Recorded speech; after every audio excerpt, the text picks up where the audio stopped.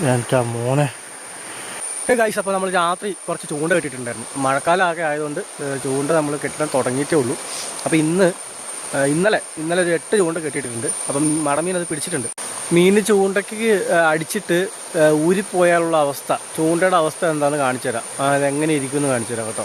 അതിന് മുമ്പ് ഒരു വ്ളാഞ്ഞിൽ കിട്ടിയിട്ടുണ്ട്, കാണിച്ചു തരാം കേട്ടോ. ആ ചൂണ്ട എടുക്കുന്നതിന് മുമ്പ് വേറൊരു ചൂണ്ടയ്ക്ക് വ്ളാഞ്ഞിലടിച്ചിട്ടുണ്ട്, കാണിച്ചു തരാം. എൻ്റെ മോനെ കിടക്കുന്ന വ്ളാഞ്ഞ് കണ്ടാ. നമ്മുടെ മഴക്കാലത്തെ ഫസ്റ്റ് മലഞ്ഞിൽ നോക്കിയേ, കിടിലൻ മലഞ്ഞിൽ വിഴുങ്ങിയിട്ടുണ്ട്, നല്ലപോലെ വിഴുങ്ങിയിട്ടുണ്ട്.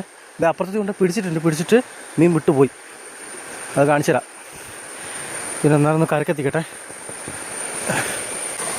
മലഞ്ഞിൽ പിടിച്ചിട്ട് വിട്ടുപോയിട്ടുണ്ടെങ്കിൽ ചൂണ്ടയുടെ അവസ്ഥ കണ്ടാ.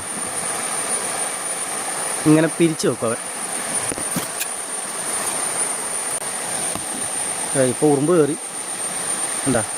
നമ്മൾ ബൈറ്റായിട്ട് കല്ലാമുട്ടിനായിട്ട് ഇട്ടിട്ടുണ്ടായിരുന്നു കേട്ടോ. എന്താ ഇതായിരിക്കും അവസ്ഥ. ഇത് രക്ഷപ്പെടാൻ നോക്കുന്നതാണ്, പിരിച്ച് കെട്ടിട്ട് ഊരാൻ നോക്കുന്നതാണ്.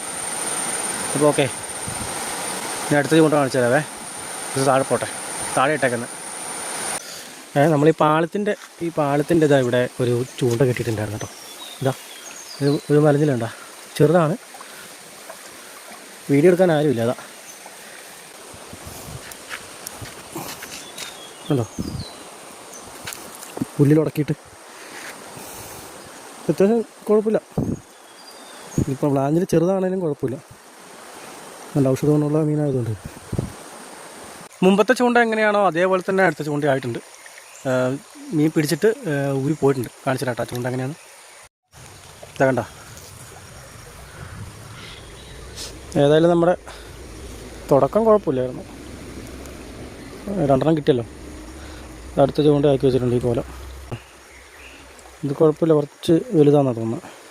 വലിയ രീതിയിൽ കെട്ടിയിട്ടില്ല, പിരിച്ചു വെച്ചിട്ടില്ല. അപ്പോൾ ഓക്കെ. അപ്പോൾ എന്തായാലും നമുക്ക് 2 മീൻ കിട്ടി. 2 പോയിട്ടുമുണ്ട്. അപ്പോൾ ഇനി അടുത്ത വീഡിയോ കാണാം കേട്ടോ. ഓക്കെ.